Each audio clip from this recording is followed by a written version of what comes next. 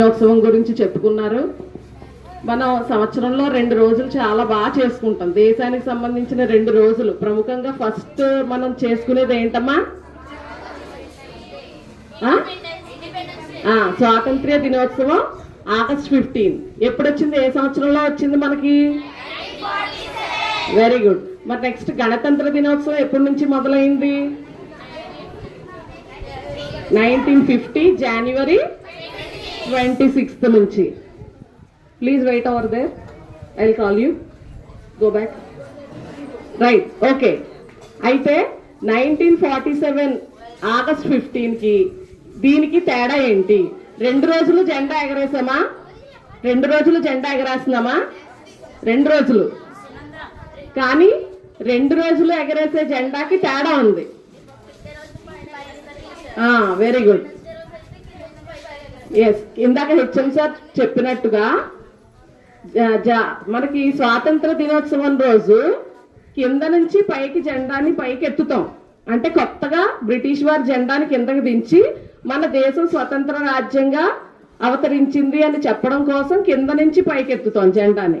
అదే గణతంత్ర దినోత్సవం అయితే ఆల్రెడీ స్వతంత్రం వచ్చేసింది.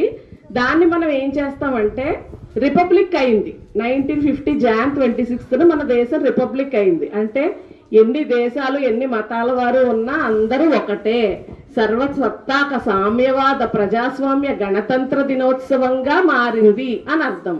అందుకు 1947 ఆగస్ట్ 15th కన్నా కూడా జనవరి 26ని మనం ఎప్పటి నుంచో జరుపుకుంటున్నామంట. తెలుసా విషయం మీకు?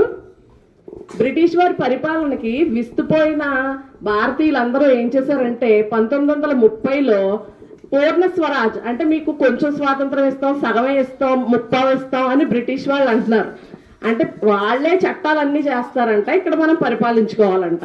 మాకు అటువంటిది వద్దు, మాకు పూర్ణ స్వరాజ్యం కావాలి, సంపూర్ణ స్వరాజ్యం కావాలని చెప్పి మనకు 1930లోనే సంపూర్ణ స్వరాజ్ ఉద్యమం జరిగింది. ఇటు వినాలి. అలిక్యా,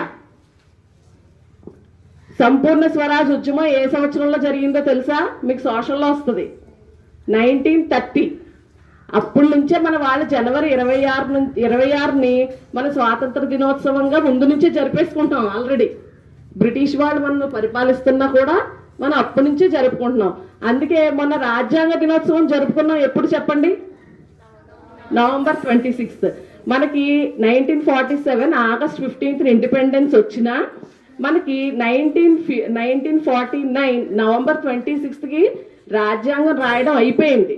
అయినా కానీ సంపూర్ణ స్వరాజ్ ఉద్యమాన్ని మనం గుర్తు చేసుకోవాలి, దాన్ని మనం మర్చిపోకూడదనే ఉద్దేశంతో 2 నెలలు ఆగి ఈ జనవరి 26 నాడుని నుంచి మన దేశాన్ని రిపబ్లిక్ చేశారు. అంటే ఇక్కడ ఏ కులము ఎక్కువ కాదు, ఏ మతము ఎక్కువ కాదు, అన్ని కులాలు ఒక్కటే, అందరూ సమానమే అని అర్థం అనమాట.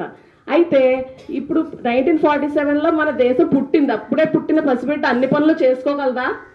చేసుకోలేదు. అన్ని పనులకి ఏమవుతుంది? ప్రతి ఒక్కరి మీద ఆధారపడుతుంది, అంతే కదా. కానీ ఈ 1950 ఈ రిపబ్లిక్ ఎందుకు చేసుకుంటున్నామంటే దానికి ఒక చిన్న 2 నిమిషాల కథ చెప్తాను. అనగనగా ఒక ఇంట్లో ఒక తల్లి, తండ్రి, అక్క, తమ్ముడు ఉంటున్నారు. 4 ఉన్నారు. ఓకే. అయితే ఆ బాబు చిన్నోడు అందరికన్నా. ఆ చిన్నోడికి స్కూల్లో యానివర్సరీ ఫంక్షన్ జరుగుతుంది. ఆ అబ్బాయి ఆ రోజు కొత్త డ్రెస్ వేసుకుని స్కూల్కి వెళ్దామని అనుకున్నాడు. అయితే ప్యాంట్ వేసుకుని చూసుకుంటే ప్యాంట్ చాలా లూజ్గా పెద్దగా ఉందన్నమాట. చాలా ఇబ్బంది పడుతున్నాడు. అప్పుడు వెంటనే వాళ్ళ నాన్నగారి దగ్గరికి వెళ్ళాడు. నాన్న ఇలాగా నేను మా స్కూల్కి వెళ్ళాలి, టైం అవుతుంది, ప్యాంట్ చాలా పొడుగ్గా ఉంది, నాది కొంచెం ప్యాంట్ తగ్గించండి నాన్న, కొంచెం కట్ చేసి కుట్టు వేసేయండి నాన్న, నేను వేసుకుని వెళ్తాను అని అన్నాడు. అంటే వాళ్ళ నాన్నగారు అప్పుడు ఏదో పనిలో ఉన్నారనమాట. పనిలో ఉండి, అరే నాన్న నాకు కొంచెం పని ఉందిరా, నువ్వు నాకు చాలా అర్జెంట్ పని ఉంది, నువ్వు అమ్మని అడగరా వెళ్ళు అన్నారు. సరే అని అమ్మ నా ప్యాంట్ చాలా పొడుగ్గా ఉంది, కొంచెం చిన్నది చేసి నాకు ఇవ్వా, నేను కరెక్ట్గా ఉంటుందప్పుడు వేసుకుని స్కూల్కి వెళ్తాను, మా స్కూల్లో ఫంక్షన్ కదా, నేను కొత్త డ్రెస్ వేసుకోవాలి అని అడిగాడు. అడిగితే వాళ్ళ అమ్మగారు, ఒరే యానివర్సరీ కదా ఈవేళ లేట్ అవుద్దేమో స్కూల్ నుంచి వచ్చేసరికి, నీకు వంట చేయకపోతే ఎలాగా, టిఫిన్ తినకుండా వెళ్ళిపోతావా నువ్వు, మరి నేను నీ ప్యాంట్ కుడుతూ కూర్చుంటే మరి ఎవరు వంట చేస్తారు, తర్వాత చూద్దాంలే నాన్న, నా చెయ్యి ఖాళీ లేదు అని చెప్పింది అమ్మ. తర్వాత వాళ్ళ అక్క దగ్గరికి వెళ్ళాడు. వాళ్ళ ఇంట్లో అందరికీ కుట్టడం వచ్చనమాట. అందుకని వాళ్ళ అక్క దగ్గరికి వెళ్ళాడు. అక్క నేను స్కూల్కి యానివర్సరీ ఫంక్షన్ కదా, ఈరోజు కొత్త డ్రెస్ వేసుకుని వెళ్తాను మా స్కూల్కి, కొంచెం నా ప్యాంట్ సైజ్ చేసి పెట్టవా అని అడిగాడు. అడిగితే అరే నేను ఏం చేస్తున్నాను రా అంటే ముగ్గు పెడుతుంది వాళ్ళ అక్క బయట గుమ్మల్లో. నా చేతులు బాగాలేదు కదరా, కాబట్టి నువ్వు నాకు అవ్వదు అని చెప్పేసింది వాళ్ళ అక్క. చూసాడు, ఎవరికి కుదరట్లేదు, అందరూ బిజీగా ఉన్నారు. సరేలే అని చెప్పేసి ఆ ప్యాంట్ అక్కడ పెట్టేసి మనోడు స్నానం అది చేసి మిగిలిన పనులు చేసుకోవడానికి వెళ్ళిపోయాడు. ఇంకా గంట టైం ఉంది కదా అని. ఈ లోపల నాన్నగారి పని పూర్తయింది. వచ్చి అయ్యో మనోడు ప్యాంట్ సైజ్ చేయమన్నాడు కదా, చూద్దాం అని చెప్పేసి గబగబ పాపం వాడు ఇబ్బంది పడతాడని ఆ ప్యాంట్ కట్ చేసి సైజ్ చేసేసి అక్కడ పెట్టేసి వాళ్ళ నాన్నగారు ఆఫీస్కి వెళ్ళిపోయారు. ఈ లోపల వాళ్ళ అమ్మగారు వంట పని పూర్తయింది. వాళ్ళ అమ్మగారు కూడా వచ్చి వాళ్ళమ్మగారు కూడా అయ్యో నా కొడుకు ఇబ్బంది పడిపోతాడు, స్కూల్లో అందరూ లూజ్ ప్యాంట్ వేసుకుని తిరుగుతుంటే నవ్వుతారు, అలాంటి అవకాశం మనం ఇవ్వకూడదు, నా కొడుకు ఎంత బాధపడిపోతాడో అని చెప్పేసి వాళ్ళమ్మగారు కూడా ప్యాంట్ కట్ చేసేసి కుట్టేసి సైజ్ చేసి అక్కడ పెట్టేసి మళ్ళీ వంటగదిలో పని ఉందని వెళ్ళిపోయారు. తర్వాత వాళ్ళ అక్క ముగ్గు పెట్టడం పూర్తయింది. వాళ్ళక్క కూడా వచ్చింది. వాళ్ళక్క కూడా అమ్మో నా ప్రియమైన తమ్ముడు, నా తమ్ముడు ప్యాంట్ ఇబ్బంది పడుతుంటే నేను ఎలా చూస్తున్నానని చెప్పేసి వాళ్ళక్క కూడా ప్యాంట్ కట్ చేసేసి కుట్లు వేసేసి అక్కడ పెట్టేసి వాళ్ళక్క వేరే పనిలోకి వెళ్ళిపోయాడు. అది తర్వాత మనోడు బాత్రూంలోంచి వచ్చాడు. ప్యాంట్ వేసుకుంటే ఆ పొడవ ప్యాంట్ కాస్త నిక్కర్ అయింది. అంటే ఇక్కడ ఎవరైనా శత్రువులు ఉన్నారా అబ్బాయికి? ఎవరైనా కావాలని చేశారా? ఇక్కడ ఎవ్వరు కావాలని చేయలేదు, ఎవ్వరు ఇందులో శత్రువులు లేరు. ఈ కథకి గణతంత్ర దినోత్సవానికి సంబంధం ఏంటి ఉంది? చాలా దగ్గర సంబంధం ఉంది. మనది ఒక ఉపఖండం లాంటి దేశం, ఎన్నో జాతులు ఎన్నో మతాల వాళ్ళు ఉన్నారు ఇక్కడ ప్రతి ఒక్కరూ కూడా పాలకులందరూ కూడా ప్రజల యోగక్షేమాల కోసమే పనిచేస్తూ ఉంటారు.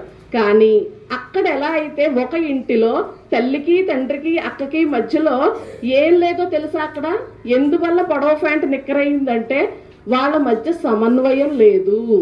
సమన్వయం means we call it as coordination లేకపోవడం వల్ల అక్కడ పని జరిగిందా? జరగలేదు. అంటే ఒక దేశం అభివృద్ధి చెందాలంటే అక్కడ అన్ని రాష్ట్రాల మధ్య కూడా అన్ని శాఖల మధ్య కూడా ఒక సమన్వయం ఉండాలి. ఆ సమన్వయం ఉన్నప్పుడు మాత్రమే ఆ దేశం ఏమవుతుంది తెలుసా? అభివృద్ధి చెందుతుంది. మరి అటువంటి అభివృద్ధి చెందాలంటే సమన్వయం కావాలంటే మనకి ఒక పుస్తకం ఉండాలి. అందులో మనకి పాలనా పరంగా తలెత్తే ప్రతి ప్రశ్నకి జవాబు ఉండాలి. అటువంటి పుస్తకాన్ని రూపొందించుకున్నాం.